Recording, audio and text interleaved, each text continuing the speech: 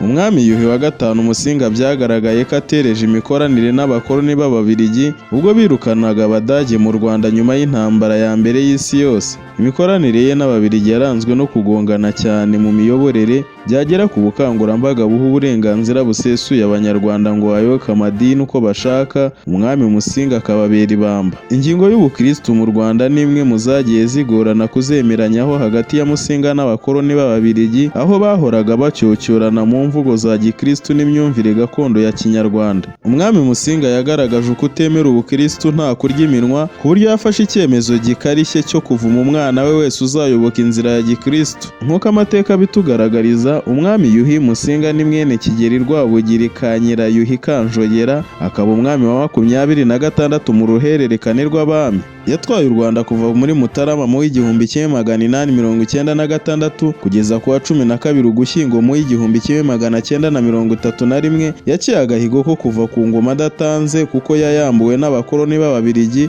bafatanyije na Musenyeri Léon Classe wayoboraga Kiliziya Gatolika mu Rwanda.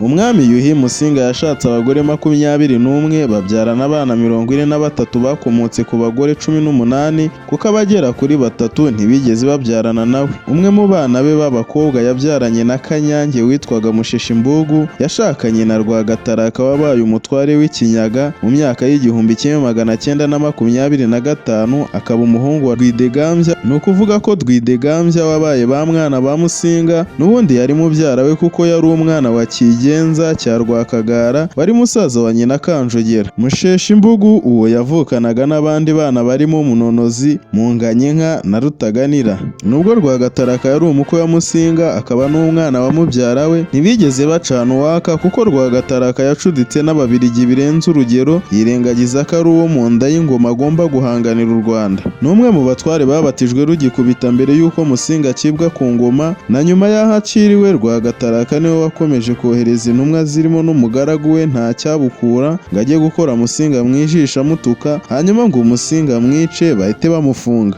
Igihe Musinga yari akiri ku ngoma nibwo yanditse ibaruwa ya Kaminuramuhini, ari nayo yabaye nyirantarengwa igaragariza Ababiligi ko niyo bateka ibuye rigashya Musinga atazemera Ubukristu mu Rwanda. Iyo niyo yatumye Ababiligi batangira kumucira ibico byo kumuca ku ngoma bya burundu.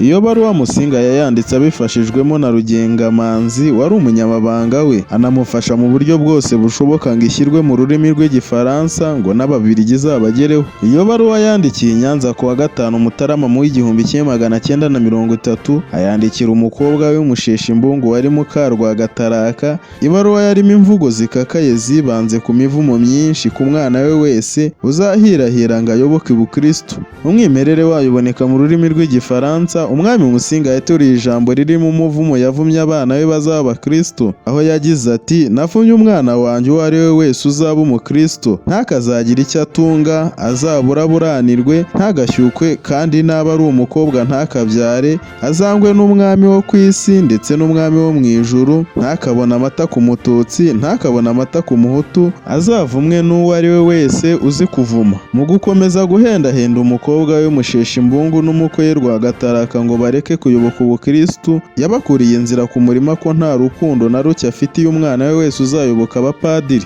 Umwami Musinga ati: "Nzakwanga kurusha uburozi bwishe mukuru wanjye Munana, nzakwanga kurusha Mugiga yishe abana banjye Rudacyahwa na Munonozi. Fungura amatwi yawe wumve neza, hitamo kunkunda, gukunda ubuzima bwawe cyangwa gukunda Rwagataraka. Ndakubwiza ukuri, nuramuka ubaye umukristu, ye nawe ntituzongera kubonana. Umbwire icyo utekereza, umbwire ikikuri ku mutima wawe, kandi nuramuka udashatse kunsubiza nzabimenya nkoresheje abantu banjye." Iyi baruwa umwami Musinga yandikiye umukobwa we Musheshimbugu ntiyigeze ikoma mu nkokora umugambi yari afite n'umugabo we Rwagataraka wo kuba Abakristu bakabatizwa. Musheshimbugu yarabatijwe, yitwa Gertrude. Iyi baruwa niyo yakabuye ubukana bw'urwango Ababiligi b'abamisiyoneri ba Kiliziya Gatolika berura urwango bamwanga ku mugaragaro. Kuva ubwo batangira gutekereza uko bamukuraho bakamusimbuza bamusimbuza abandi, ari nabwo batangiye kuganira na bamwe mu bo batekerezaga ko baha ubwami, barimo Kayonda Kambanza-Bigwi wari mubyara wa Musinga akaba na muramu we kuko yashakanye na Kankazi Kambanza-Bigwi wari mushiki we. Hari na Rwabutogo umuhungu wa Kabare ka Rwakagara wari mubyara wa Musinga, wari umunywanyi w'abapadiri cyane kuko niwe mutware wa mbere wabatijwe mu Rwanda yitwa Rwabutogo Francisco. Bose bararahiye barirenga kuko ingoma yari y'Abanyiginya nk'abagabe bayo, naho Abega ari nabo Kayondo na Rwabutogo babarizwagamo bakayibera abagabekazi. Imvugo ikakaye ivumana kandi yikoma abapadiri yangishaga n'abana b'ubukristu ni kimwe mu byabaye intandaro y'icibwa rya Musiga ku ngoma y'u Rwanda, maze burushaho kunoza inzira bazacamo ngo bamuhenanture burundu ariko nta gihungabanye.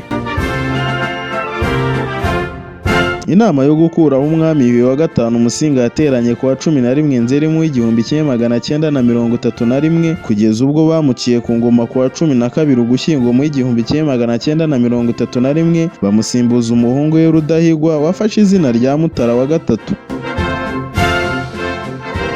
Ndabashimiye cyane inshuti za TTV, twabanye na Thierry Alenigena.